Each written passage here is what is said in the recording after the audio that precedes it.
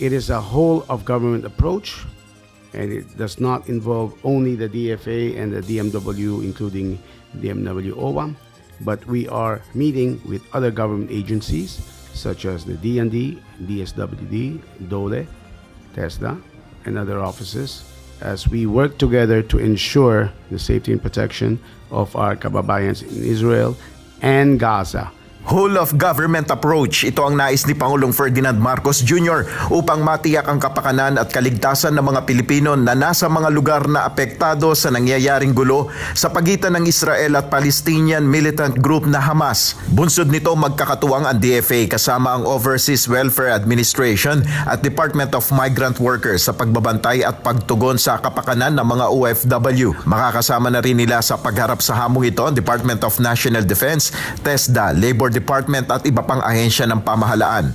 Sa ngayon, 38 Pilipino na ang nagpahayag na nais magpa-repatriate mula sa Gaza Strip. Ayon sa DFA, malaking hamon ang gagawin nilang repatriation dahil na rin sa utos ng Israel na putulin ang supply ng kuryente, tubig at pagkain sa naturang lugar.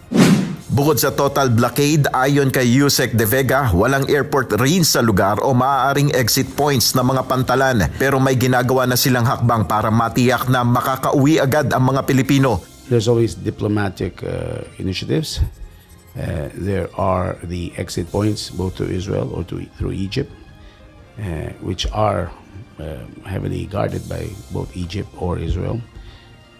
So there are measures now being undertaken so that we could hopefully bring them as soon as possible. Sa ngayon ayon sa DFA at DMW, wala pang kumpirmasyon kung may nasawing mga Pilipino sa gitna ng nangyayaring gulo sa lugar. There has been no confirmation of the reported fatality. Pinayuhan naman ng OWA ang publiko at maging ang mga Pilipino na nasa conflict areas na maging maingat sa pagbabahagi ng impormasyon. We'd like to appeal to our kababayans. Each time that you make transmissions from where you are, it can jeopardize your situation. Maaari kayong matrace. And then pangalawa, it instills unnecessary fear doon po sa ating mga kababayan.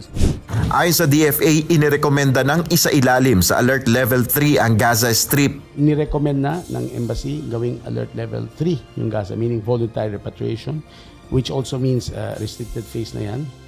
And hindi pa na-announce sa final, pero we are going by that.